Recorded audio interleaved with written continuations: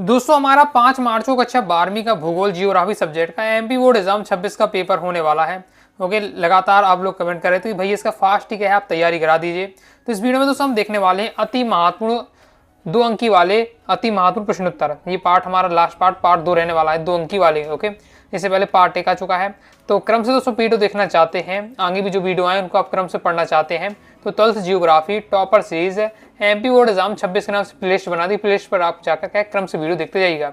2 number वाले हमारे क्या पार्ट 1 में मैंने आपको क्वेश्चन आंसर कवर करा दिए हैं, कुछ और क्वेश्चन आंसर रह गए थे, इस वीडियो में हम क्या कवर करने वाले हैं। तो अगर जीवन में सफलता प्राप्त करनी है तो मेहनत पर विश्वास करें, किस्मत की आजमाइश तो जुए में भी होती है। तो पहला क्वेश्चन है मानव भूगोल का अर्थ लिखिए। तो मानव भूगोल मानव की क्रियाशील प्रक्रियाओं का अध्ययन करता है जो मानव के दैनिक जीवन से सह संबंधित है। मानव भूगोल क्या है? मानव की क्रियाशील प्रक्रियाओं का अध्ययन करता है और मानव की जो दैनिक जीवन है उससे संबंधित होता है। एलन सी सैंपल के अनुसार मानव भूगोल की परिभाषा लिखिए। तो एलन सी सैंपल के अनुसार मानव जो भूगोल की परिभाषा क्या है, थोड़ा फेमस है इसलिए उनका क्या नाम के साथ भी आ सकता है जिस पर से क्वेश्चन दिया हुआ है। तो मानव भूगोल अस्थिर पृथ्वी और क्रियाशील मानव के बीच परिवर्तनशील अध्ययन संबंधों का अध्ययन है। नेक्स्ट देख लेते हैं। जब देखिए कोई भूगोलवेत्ता के अनुसार परिभाषा दी जाती है तो उसमें आप ज्यादा बदलाव नहीं कर सकते, सेम आपको इसी पार्ट से याद करना पड़ेगा, इसी तरीके से एग्जाम में लिखना पड़ेगा। क्योंकि कोई नॉर्मल इस पार्ट से परिभाषा होती है तो उसमें आप क्या थोड़ा बहुत अपने हिसाब से आप मैनेज कर सकते हैं। ओके, मतलब आपको वहाँ नंबर मिल जाएंगे। लेकिन किसी जब आपको भूगोलवेत्ता के अनुसार लिखना है तो प्रयास करिए बिल्कुल सेम आपको एकदम मतलब याद करके रखना है। मृत्यु दर किसे कहते हैं लिखिए। तो एक वर्ष में प्रति 1000 व्यक्तियों की संख्या पर जितने व्यक्तियों की मृत्यु होती है उसे हम क्या मृत्यु दर कहते हैं। जन्म दर से क्या आशा है?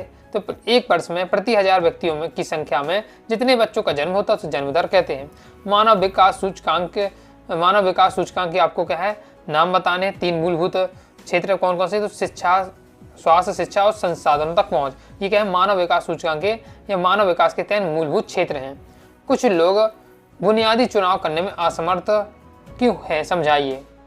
तो कुछ लोग जो बुनियादी चुनाव करने में असमर्थ होते हैं तो क्यों असमर्थ होते हैं? क्योंकि कुछ लोग बुनियादी चुनाव करने की क्षमता और स्वतंत्रता नहीं होती है।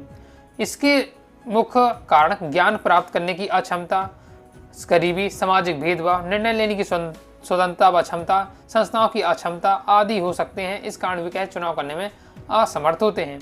ओके, नॉर्मल समय करके है डिसाइड होने चीज़ें करना है, तो डिसाइड करने में उनके इतने सक्षम नहीं होते। तो पहले उनके पास गरीबी है, ओके, उसकी क्षमता नहीं होती है और उन्हें कुछ चीज़ें करने की स्वतंत्रता भी नहीं होती है। यही कारण कि कुछ लोग क्या बुनियादी चुनाव करने में असमर्थ होते हैं। रोपण कृषि के आपको क्या है 2 उदाहरण देने हैं। रोपण कृषि के उदाहरण के अंतर्गत आप क्या बता सकते हैं? रोपण कृषि के अंतर्गत चाय, कॉफी, कोको, रबड़, कपास, गन्ना, केला और अनानास की फसलें ली जाती है। नेक्स्ट, ट्रांस साइबेरियन रेलमार्ग की 2 विशेषताएं लिखिए।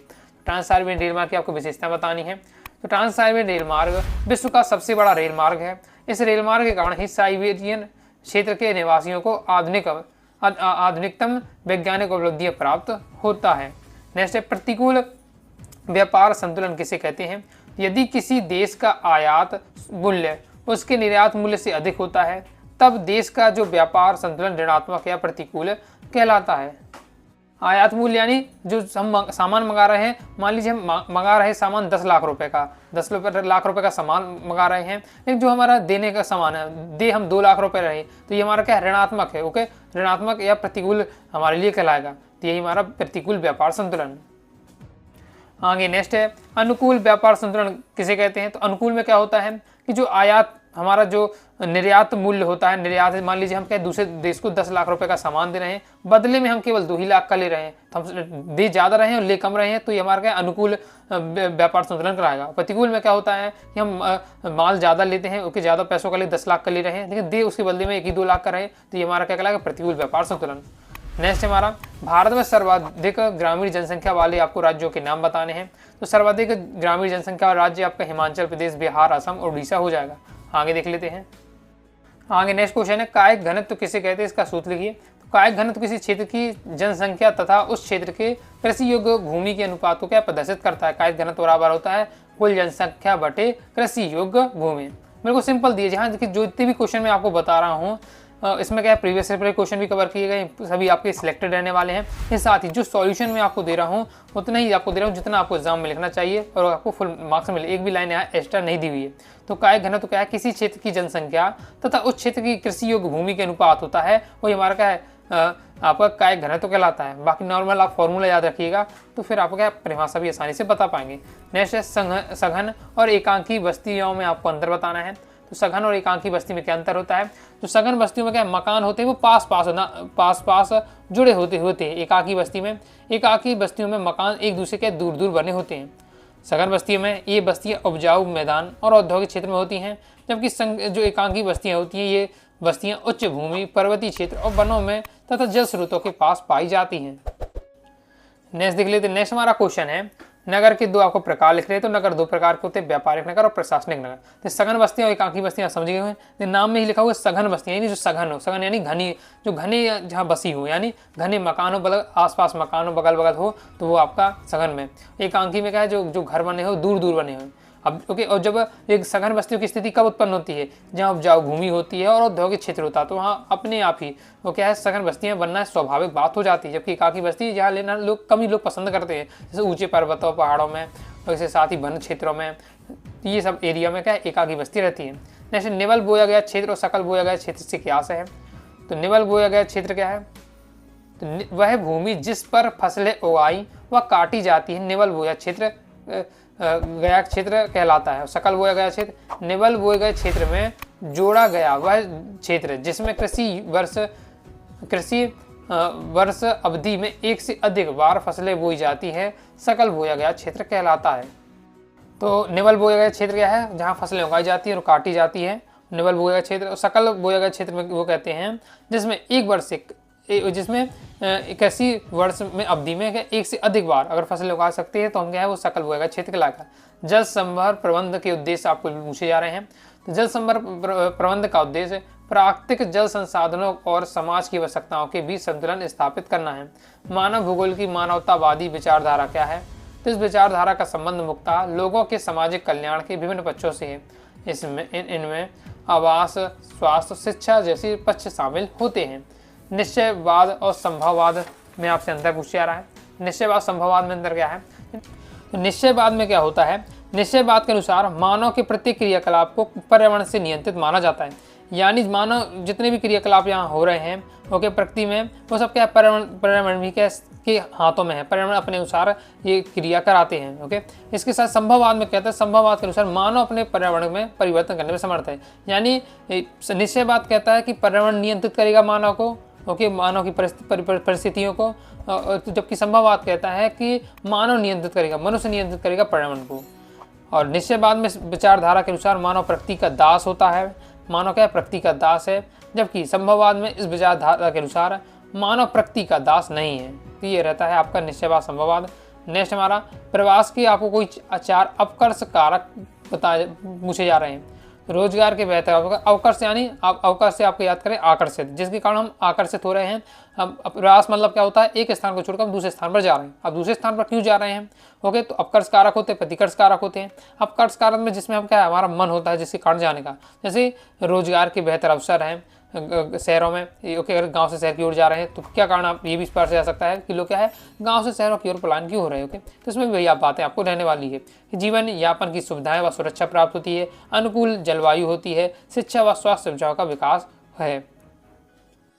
आगे नेक्स्ट क्वेश्चन है, जनसंख्या की धनात्मक वृद्धि किसे कहते हैं। तो जब 2 समय अंतराल के बीच जन्म दर मृत्यु दर से अधिक हो, या जब अन्य देशों से लोग स्थायी रूप से उस देश में प्रवास कर जाएं, तो उसे जनसंख्या की धनात्मक वृद्धि कहते हैं। तो धनात्मक वृद्धि का मतलब क्या हुआ कि जब जन्म दर ज़्यादा हो जाए, यानी बच्चों की जो पैदा होने वाले बच्चों की संख्या वो ज़्यादा है, मृत्यु दर कम हो रही है। या फिर एक दूसरा हो सकता है कि अन्य विदेशी मतलब लोग, अन्य देश के लोग यानी विदेशी है जो वो क्या भारत में आकर प्रवास कर रहे हैं, लंबे समय तक रुके रहें, तो ये क्या जनसंख्या की धनात्मक वृद्धि कहते हैं। जैसे मानव विकास में सतत पोषणीयता से क्या आशय है, तो सतत पोषणीयता से आशय है कि मानव विकास के प्रत्येक पीढ़ी को समान सतत पोषणीय अवसरों की आवश्यकता होती है। अतः समस्त पीढ़ी का कर्तव्य है कि वह अपनी आने वाली पीढ़ी के अवसरों व विकल्पों का उपलब्ध सुनिश्चित करने के लिए शिक्षित करें। यह मानव विकास की सतत पोषणीयता। नेक्स्ट है प्रथम मानव विकास प्रतिवेदन कब और किसने प्रतिपादित किया? प्रथम मानव विकास प्रतिवेदन 1990 में पाकिस्तानी अर्थशास्त्री महमूद उल हक और भारतीय नोबेल विजेता अमर्त्य सेन ने संयुक्त रूप से क्या संपादित या प्रतिपादित किया था। आगे देख लेते हैं। नेक्स्ट, प्राथमिक क्षेत्र या व्यवसाय किसे कहते हैं? इस क्षेत्र के अंतर्गत आने वाले व्यवसाय के आपको क्या नाम बताने हैं। तो जीवन यापन के लिए मानव द्वारा अपनाए गए वे व्यवसाय जिनका संबंध भौतिक पर्यावरण से होता है उन्हें क्या कहते हैं? प्राथमिक क्षेत्र व्यवसाय कहते हैं। इसके साथ ही आपको बताना है इस क्षेत्र के अंतर्गत आने वाले व्यवसाय के क्रियाकलाप कौन कौन से हैं। तो इस क्षेत्र के अंतर्गत आने वाले व्यवसाय में वनों का संग्रहण और आखेट करना, मछली पकड़ना, कृषि करना, खनिज निकालना, ये सब आपके क्या है आपके प्राथमिक क्षेत्र के अंतर्गत आते हैं। नेक्स्ट देख लेते हैं, रोपण कृषि कैसे कहते हैं? तो जब कृषि व्यापारिक दृष्टि से की जाती है तो उसे क्या है व्यापारिक या रोपण कृषि कहते हैं, क्योंकि इस कृषि में ऐसी फसलों का उत्पादन किया जाता है जो व्यापारिक दृष्टि से लाभदायक हो तथा जिनके नगद लाभ प्राप्त हो सके, और इस कृषि को क्या है मुद्रादायनी कृषि भी कहते हैं। तो रोपण कृषि को क्या है मुद्रादायनी कृषि कहा जाता है, क्योंकि इस कृषि का जो उद्देश्य होता है, मुख्य उद्देश्य होता है धन की प्राप्ति करना है। इसलिए इस कृषि में, रोपण कृषि में उन्हीं से की फसलों की पैदावार की जाती है जो क्या है बाजार में उच्च कीमतों में जैसे बिकती है। तो यहाँ बातें बताई जा रही, क्योंकि इस कृषि में ऐसी फसलों का उत्पादन किया जाता है जो व्यापारिक दृष्टि से लाभदायक होती है, जिनका नगद उन्हें क्या लाभ प्राप्त हो सके। नेक्स्ट हमारा क्वेश्चन है, पत्तनों का वर्गीकरण उनकी अवस्थिति के आधार पर कीजिए। तो पत्तनों का वर्गीकरण देख लेते हैं। अवस्थिति के आधार पर पत्तनों का वर्गीकरण।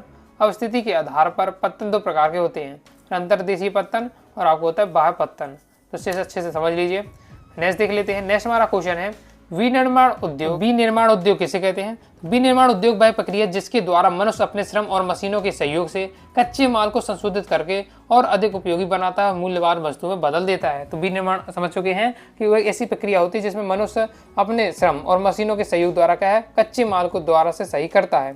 तो नेक्स्ट क्वेश्चन है, कृषि घनत्व किसे कहते हैं? इसका सूत्र लिखिए। तो कृषि घनत्व किसी प्रदेश की कृषि घनत्व उस प्रदेश की जनसंख्या और कुल कृषि योग्य भूमि के अनुपात से दर्शाया जाता है। तो कृषि घनत्व बराबर होता है कृषि में संलग्न जनसंख्या बट्टे हो जाएगा कुल कृषि योग्य भूमि।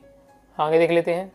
आगे बढ़ने से पहले दोस्तों बता दूं, यदि आप क्या प्रॉपर पीडीएफ मटेरियल प्राप्त करना चाहते हैं 2 अंकी वाले, 3 अंकी वाले, 4 अंकी वाले, अति महत्वपूर्ण प्रश्नोत्तर, इसके साथ ही all chapter important question answer, all chapter objective question answer, previous year paper solution, model paper based solution, इसके साथ ही आपका मानचित्र आता है, भारत का मानचित्र, विश्व का मानचित्र, उसकी प्रैक्टिस करना चाहते हैं, यानी प्रॉपर पीडीएफ मटेरियल प्राप्त करना चाहते हैं तो आप क्लास 12th के जियोग्राफी कोर्स को ज्वाइन कर सकते हैं।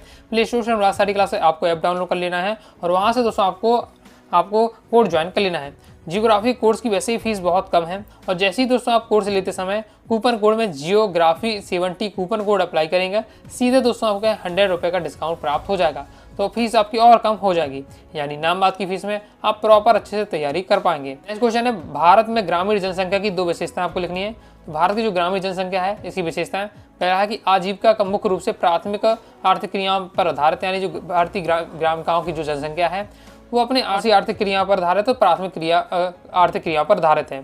नेक्स्ट है, ग्रामीण जनसंख्या कृषि कार्यों में लगी रहती है। फिर एकल या परिक्षिप्त बस्तियां किसे कहते हैं? तो निवास योग्य क्षेत्रों में भूमि संसाधनों के असमान वितरण के कारण सुदूर जंगलों अथवा छोटी पहाड़ियों के ढालों पर खेतों अथवा चारागाह के रूप में बसी बस्ती को क्या एकाकी या परिक्षिप्त बस्तियां कहती हैं। सिंपल आप समझ सकते हैं कि क्या होता है यहाँ भूमि संसाधनों का क्या असमान वितरण होता है, जिससे क्या कहते हैं लोग क्या है सुदूर जंगलों और छोटी छोटी पहाड़ियों की ढालों के खेतों पर चरगाहों के रूप में क्या बस जाते हैं, ये एकांकी बस्तियां कहते हैं। गुच्छित ग्रामीण बस्तियों की आपको विशेषता पूछी जा रही है। तो गुच्छित संकुल और अथवा अकेंद्रित गुच्छित ग्रामीण बस्तियों को घरों तक संयुक्त करना प्रारूप होता है, जो कि इसके चारों ओर फैले खेतों, खेतीहालों और चारागाहों से पृथक होता है। संकुल प्रारूप में ज्यामिति का आकृतियां प्रस्तुत करने की गलियां व मुख्य मार्ग होते हैं। फिर दूसरा पॉइंट दिया हुआ है, तो ये आपकी दी गुच्छित ग्रामीण बस्तियों की विशेषता पढ़ के रखना है। नेक्स्ट हमारा क्वेश्चन, पुरातन परती भूमि किसे कहते हैं? तो वह भूमि जो कृषि योग्य भूमि है परंतु एक वर्ष में अधिक या 5 वर्षों में कम से कम कृषि रहित रहती है, तो पुरातन परती कहलाती है। पुरातन परती भूमि आप समझ गए होंगे कि कृषि योग्य भूमि होती है, लेकिन यह एक बार कृषि की खेती कर ली जाती है और उसके बाद उसे 1 वर्ष या उससे अधिक या और 5 वर्षों से कम, ओके, यानी 2-3 साल लगभग आ सकते हैं, 1 साल या 2 साल 3 साल भी हो सकते हैं, उसे किसी रहे छोड़ दिए जाता है ताकि क्या जो भूमि की उर्वरक शक्ति है वो क्या दोबारा वापस आ सके। फिर नेक्स्ट है ऊर्जा के अपरंपरागत स्रोत कौन से हैं। तो ऊर्जा के अपरंपरागत या गैर परंपरागत स्रोत है सौर ऊर्जा, पवन ऊर्जा, अणु ऊर्जा, भूगर्भ ऊर्जा, जैव ऊर्जा, ज्वारीय ऊर्जा, कूड़ा करकट से उत्पन्न होने वाला, ये सब आपके ऊर्जा के अपरंपरागत स्रोत के अंतर्गत आते हैं। तो इस प्रकार से दोस्तों मैंने आपको 2 अंक वाले अति महत्वपूर्ण कवर करा दिए, इस वीडियो में कवर कर लिए, और जो कुछ को और इम्पोर्टेंट थे पिछली वीडियो में बता दिया था, तो क्रम से आप वीडियो देख जाइएगा। आगे हम दोस्तों 3 अंकी वाले, फिर देखेंगे 4 अंकी वाले, आपको भारत का मानचित्र, विश्व का मानचित्र और वस्तुनिष्ठ भी हम क्या है साथ साथ कवर करते जाएंगे। तो 12th geography MP board exam 26 जो प्ले लिस्ट है वहाँ से जाकर आप क्या क्रम से वीडियो देखकर तैयारी करते जाइएगा। वीडियो से लाइक करें, सब्सक्राइब कर दीजिए, साथ ही टाइप चाहे व्हाट्सएप को ज्वाइन कर लीजिएगा। डाउट आता है तो कमेंट से आप जरूर पूछ लीजिएगा। मिलते हैं नेक्स्ट वीडियो में, तब तक के लिए बाय बाय।